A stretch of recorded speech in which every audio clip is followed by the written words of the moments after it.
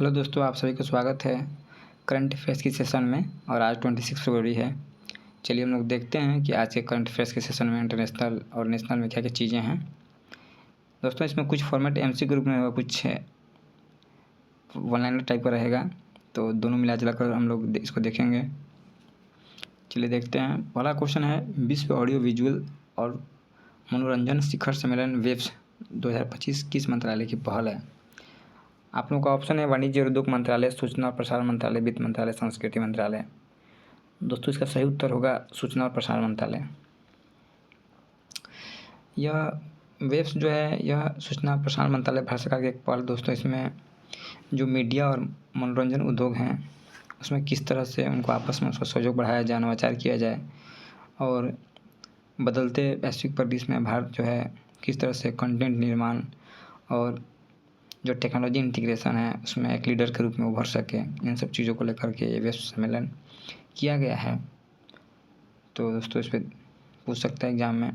Next है दोस्तों कि 12वां रीजनल 3R और सर्कुलर इकोनॉमी फोरम का आयोजन कहाँ किया जाएगा? 3R का मतलब होता है दोस्तों 3R प्रिंसिपल है सर्कुलर इकोनॉमी का। रिड्यूस, किसी चीज़ को रिड्यूस कम किया जाए, रीयूज किया जाए और रिसाइकिल किया जाए, जिससे इकोनॉमी को गति मिलती है। तो इस सब्जेक्ट पे एक फोरम का आयोजन किया जा रहा है और ये कहाँ किया जा रहा है? ये मार्च में किया जाएगा दोस्तों।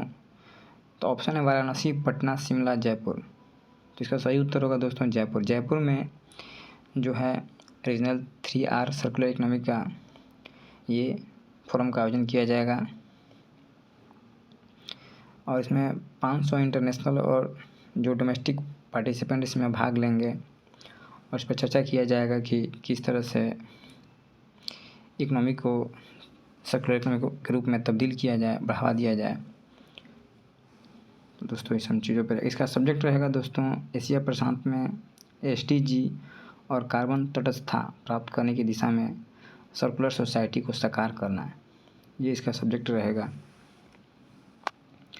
नेक्स्ट है दोस्तों, त्रिभाषा सूत्र पहली बार कब पेश किया गया था? त्रिभाषा फॉर्मूला, तो इसका ऑप्शन है शिक्षा का अधिकार अधिनियम 2009, राष्ट्रीय शिक्षा नीति 1968, राष्ट्रीय शिक्षा नीति 1986, राष्ट्रीय शिक्षा नीति 2020।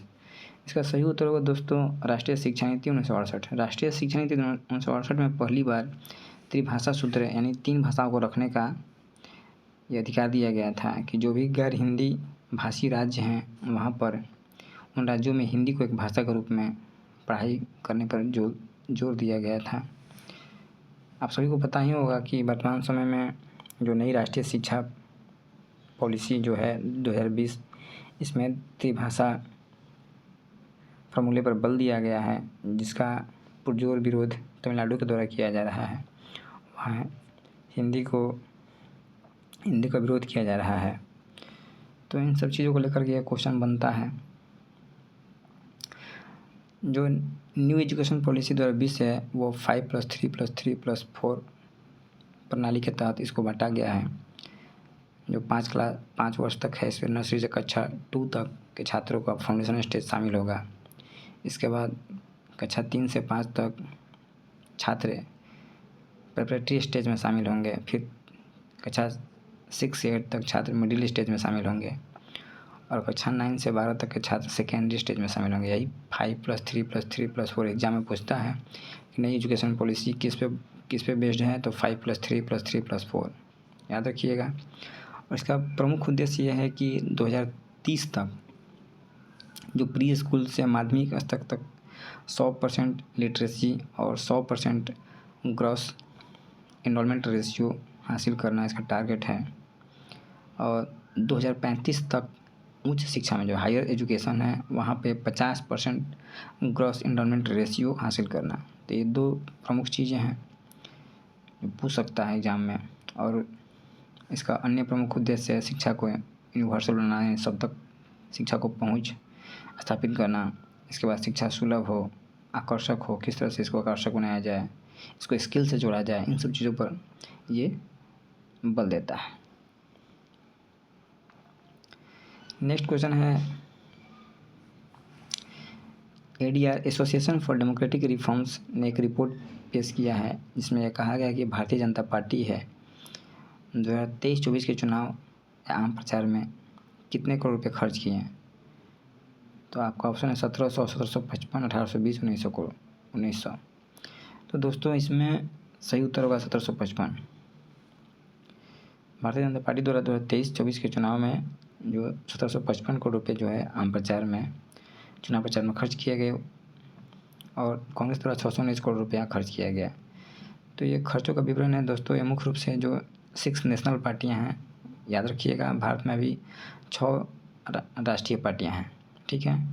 इनका नाम है दोस्तों भारतीय जनता पार्टी, भारतीय राष्ट्रीय कांग्रेस, ठीक है, बहुजन समाज पार्टी, भारतीय कम्युनिस्ट पार्टी और नेशनल पीपल्स पार्टी और आम आदमी पार्टी। ये 6 राष्ट्रीय पार्टियां हैं। एग्जाम में पूछता है और ये भी पूछता है कि राष्ट्रीय पार्टियों का दर्जा किस आधार पर मिलता है। तो इसका आधार है दोस्तों कि किसी भी पार्टी, जो कोई भी पार्टी है, उसको कम से कम 3 राज्यों में लोकसभा की कुल सीटों का, जैसे किसी राज्य मान लीजिए बिहार है या कोई भी स्टेट है, यूपी है, 80 लोकसभा की सीटें हैं। इस तरह से किसी 3 राज्य में जो लोकसभा की सीटें हैं, कुल सीटों में से कम 2% सीटें जीती हों। दूसरा है किसी पार्टी को 4 या अधिक राज्यों में राज्य स्तरीय दल के रूप में उसको मान्यता प्राप्त हो जाए। और तीसरा है कि किसी पार्टी को लोकसभा के चुनाव में या न्यूनतम 4 राज्यों के विधानसभा चुनाव में जो कुल वैलिड मत मिले हैं उनमें कम से कम 6% मत उनको प्राप्त हुआ हो। तो इसके आधार पर राष्ट्रीय पार्टी का दर्जा उनको प्राप्त हो जाता है। नेक्स्ट है दोस्तों, कार्बन बाजार पर पहला अंतर्राष्ट्रीय सम्मेलन प्रकृति 2025 24-25 फरवरी 2025 को कहाँ आयोजित किया गया। ऑप्शन है न्यू दिल्ली, अहमदाबाद, गोवा, चेन्नई। तो दोस्तों इसका सही उत्तर न्यू दिल्ली होगा। जो कार्बन बाजार है उस पर अंतर्राष्ट्रीय सम्मेलन प्रकृति 2025 नई दिल्ली में आयोजित किया गया। कार्बन बाजार दोस्तों ये होता है कि कार्बन का ट्रेड करना। जैसे किसी कंपनी को अगर कोई टारगेट मिला है कि उसको 100 रुपया तक उसके टारगेट को प्राप्त करना है और उसने जो 100 रुपया का, जैसे मान लीजिए किसी कंपनी को मिला कि उसको 100 रुपया तक उसको अपने कार्बन जो ट्रेड करके ले आना है और कंपनी ने उसको 80 तक ला दिया, अच्छा परफॉर्म कर दिया और कमी किया कार्बन उत्सर्जन को, तो उसको 20 का लाभ मिल गया। तो वो 20 जो उसका कार्बन है वो उसको बेच सकता है, खरीद सकता है। इसको कार्बन फुटप्रिंट कहते हैं दोस्तों, कार्बन ट्रेडिंग कहते हैं। तो इस पे न्यू दिल्ली में किया गया। ये विद्युत मंत्रालय के तहत ऊर्जा दक्षता ब्यूरो है, इसके द्वारा आयोजित किया गया था। इसमें जो है दोस्तों नीति निर्माता, उद्योग जगत के नेता, शोधकर्ता, राष्ट्रीय अंतर्राष्ट्रीय विशेषज्ञ सभी 600 से अधिक प्रतिनिधि इसमें हिस्सा लिए थे। नेक्स्ट है दोस्तों, संयुक्त राष्ट्र जैविक विविधता सम्मेलन के 16वें सम्मेलन COP16 में कैली फंड, याद रखिएगा कैली फंड का शुभारंभ किया गया है। और ये कहाँ पे किया गया? रोम। दोस्तों इसका सही उत्तर होगा रोम होगा। रोम में जो COP16 का सम्मेलन हुआ वहाँ पे कैली फंड के शुभारंभ किया गया। मुख्य रूप से जो प्राइवेट कंपनियां हैं वो किस तरह से पर्यावरण संरक्षण में अपना योगदान दे सकती हैं, ठीक है। तो वो कुछ अपने कंपनी के द्वारा कुछ अंशदान करती हैं, जिससे कार्बन जैव विविधता संरक्षण में एक प्रमुख रूप से उनका एक रोल अदा हो जाता है दोस्तों। नेक्स्ट है लोकसभा और विधानसभा के लिए एक साथ चुनाव करने का अधिकार देने से संबंधित कौन सा विधेयक 2024 लोकसभा में पेश किया गया। ऑप्शन है 125वां, 129वां, 130वां, 131वां। इसका सही उत्तर होगा दोस्तों 129वां। आप सभी को पता ही होगा कि एक देश एक चुनाव संबंधित जो नारा था उसके लिए एक कमेटी बनाई थी राष्ट्रपति रामनाथ कोविंद के अधीन। तो वो कमेटी अपनी रिपोर्ट सबमिट कर दिया है, उस पर एक जेपीसी का गठन भी कर दिया गया है। उसी संबंधित 129वां संशोधन विधेयक जो है पेश किया गया था लोकसभा में। जो राज्यों और लोकसभा का जो चुनाव होता है वो एक समय पर करवाया जाए, जिससे देश का संसाधन बच सके। तो याद रखिएगा, यह विधेयक है 129वां।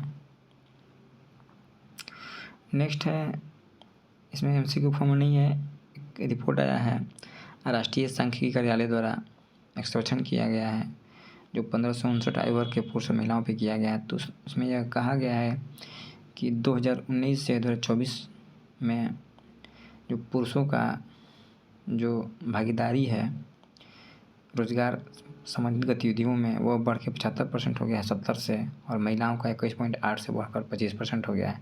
तो याद रखिएगा कि महिलाओं का जो भागीदारी है रोजगार और संबंधित गतिविधियों में वो 25% और 24 में हो चुका है। बस इतना ही फैक्ट याद रखिएगा।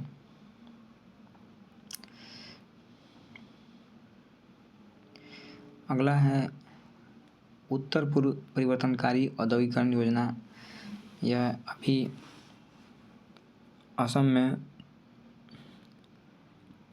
असम 2.0 सम्मेलन हुआ है, तो उसमें ये योजना थोड़ा चर्चा में रही है।